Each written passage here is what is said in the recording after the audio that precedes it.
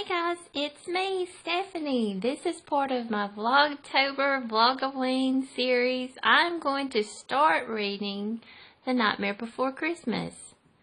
Tim Burton's Nightmare Before Christmas, a novel by Daphne Skinner based on the story and characters by Tim Burton, animation screenplay by Carolyn Thompson and Michael McDowell. Many of you know this is a movie. It's one of my favorite movies. This is a book that I purchased either from Amazon or Better World Books. A Haunting Holiday. Jack Skellington is the king of Halloween Land, but lately he's grown tired of the same old frights. So when he stumbles into Christmas Town, he longs to be part of the cheer. That's when he comes up with the perfect plan. This year, the Halloween gang will deliver Christmas with Jack himself in Santa's starring role. Now, this is not an illustrated book. There are some stills from the movie that I'll share with you all when we get to those chapters. There are 11 chapters and an epilogue, so I may try to read 3 to 4 chapters each day. These will be in my Halloween playlist. So I'm not going to show the book. I'm just going to read it behind my phone and let you guys enjoy my background. Chapter 1. Under the orange disk of the moon, in a place called Halloween Land, the creatures of the night were busy. Grinning jack-o'-lanterns danced in the graveyard, werewolves howled. Corpses, vampires, and witches joined their voices in a ghoulish chorus of glee. Tonight was their favorite night of all, Halloween! And it had been a splendid one. As they gathered down in the center of town to celebrate, everyone agreed on that. They also agreed that such a night would not have been possible without the help of their leader, the king of Halloween, Jack Skellington. Everyone cheered wildly as Jack stepped into the town square. "You were a scream, Jack," called a vampire. "It was terrifying," added a werewolf. "You're a witch's fondest dream," cackled two of the Halloween's gnarliest crones. They cheered again as the mayor clapped, Jack on his rickety shoulders. "Thanks, Jack," boomed the mayor. "We owe it all to you. Why, without your leadership—" Jack cut him off. "Not at all, Mayor," he said with a hint of impatience, or was it something else in his voice? But the mayor didn't notice that anything was wrong. He was too intent on keeping the crowd's attention focused where it should be, on himself. "It's now my pleasure to give out the wonderful prizes," he announced. "Our first award goes to the vampires for most blood drained in a single evening. Congratulations, fanged ones," he boomed as the audience cheered. "Second prize," he went on, "is to the Dark Lagoon leeches, who also have a real taste for blood." The crowd cheered again, and Jack took the opportunity to slip away. It was strange, but all the applause made him feel terrible. He needed to go somewhere that would cheer him up. He headed for the graveyard. He was so preoccupied that he never noticed the frail, melancholy figure of Sally the rag doll watching him. Sally was sad too, and with good reason. She had been created by the town's official evil scientist. Try as she might, and she had tried many times, Sally couldn't seem to escape from him. Although he was confined to a wheelchair, he guarded her jealously. Sally sighed and leaned against the tombstone. She had tried to escape tonight, but once again the evil scientist had stopped her. Well, he'd almost stopped her. In their struggle, Sally had even pulled off one of her own stitched-on arms before getting away and running here to the graveyard. An arm was a small price to pay, thought Sally, especially since she was an expert seamstress and could always sew herself back together. She just had to get free of the evil scientist. But how? Her unhappy thoughts were interrupted by the sight of Jack Skellington walking along slowly, his bony shoulders hunched and his skull hanging low. Sally couldn't believe her eyes. Jack looked almost sad. But what could he possibly be sad about? He was the pride of Halloween Land. She soon found out. Jack's bony feet carried him so close to where she sat that she could hear every word he uttered. To Sally's astonishment, they were words of woe and weariness, boredom and frustration. Year after year, it's the same routine, he told his little ghost dog Zero, who floated alongside him, his jack-o'-lantern nose gleaming. Terror, shock, shrieks and moans. I scare the bravest of the brave. But I've grown so weary of the sound of screams, Zero. They leave me cold. I can't help but wonder why I bother at all. Jack sighed heavily. I'm sick and tired of scaring everyone. I want to do something different. But I don't know what it is, he told his little dog. Why don't I know what it is, Zero? Why? Sally's ragdoll heart melted. Jack was suffering just as she was. She stood up, wanting to reach out to him. I know how you feel, she whispered under her breath, almost hoping he'd hear. But it was too late. Lost in his sorrow, Jack had gone.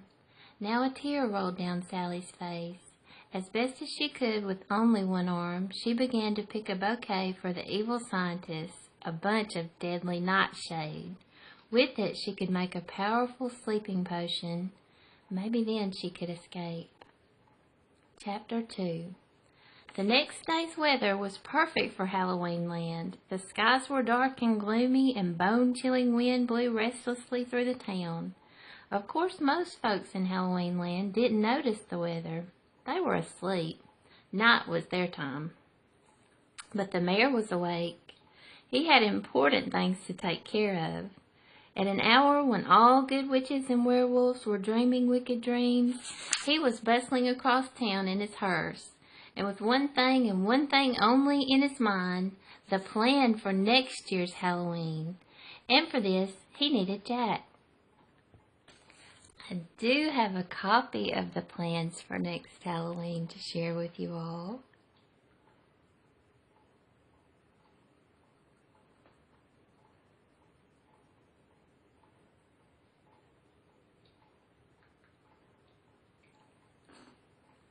The mayor stepped out of his hearse at Jack's tower, his arms laden with blueprints, lists, and plans. He rang Jack's bell once, then half a dozen times, but got no response. Jack, he called, I've got the plans for next year's Halloween. I need to go over them with you, Jack, so we can get started. Silence. Jack, please, he called, a note of desperation creeping into his voice. I'm only an elected official here. I can't make decisions by myself. I need you, Jack. More silence. The mayor began to get angry. Like most politicians, he was a two-faced creature. Depending on his mood, his head would swivel from a smile to a frown. Frowning at the moment, he shouted in his most commanding voice, Jack, answer me! But this didn't work either. As it slowly dawned on the mayor that Jack was not at home, a cluster of worries sprang up in his busy brain. Where was Jack? Was he missing? And if he was, what would happen to next year's Halloween? The surprising truth was that Jack didn't know where he was either. His mournful meandering had taken him far from Halloween Land, miles from anything familiar, into a deep, dark forest. But his gloom was so overpowering that he paid no attention to his surroundings. It wasn't until Zero barked at him impatiently that Jack stopped. Then he looked around in confusion, as if waking from a dream.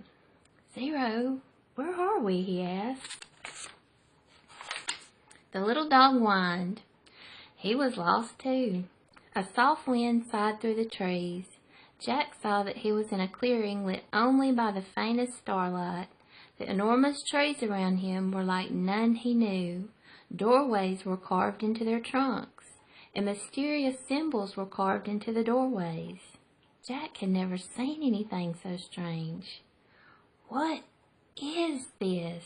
He murmured to Zero, examining each tree in turn. One doorway bore the sign of an egg that was decorated with stripes and flowers. Another was carved with a great big heart. A third was carved with a four-leaf clover, but the doorway that truly fascinated Jack bore a tree on its trunk, a tree festooned with ornaments and topped with a star. He moved closer. The doorway rattled on its hinges as if inviting him to open it.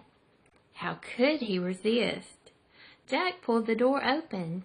For an instant there was only silence. Then a cool gust of wind, like a giant icy hand, wrapped itself around Jack and drew him inside. He screamed in terror, but only Zero heard. Then the door clanged shut, and not even Zero could help. Chapter 3. Jack's bones stirred. He found himself lying on something cold, yet oddly soft and comforting. His eyes opened. First he saw a night sky sparkling with stars. Then he saw white. It was everywhere, blanketing the ground, the trees, the houses with its soft glow. Jack picked up a handful of the stuff. It felt cool and powdery, and it shaped nicely into a ball. What is this? He wondered, throwing the ball into the air and watching it land nearby with a small, satisfying thud. Whatever this stuff was, he liked it. Jack leapt to his feet, suddenly feeling light as a cloud. He couldn't wait to explore. This town, he realized very quickly, was nothing like Halloween Land.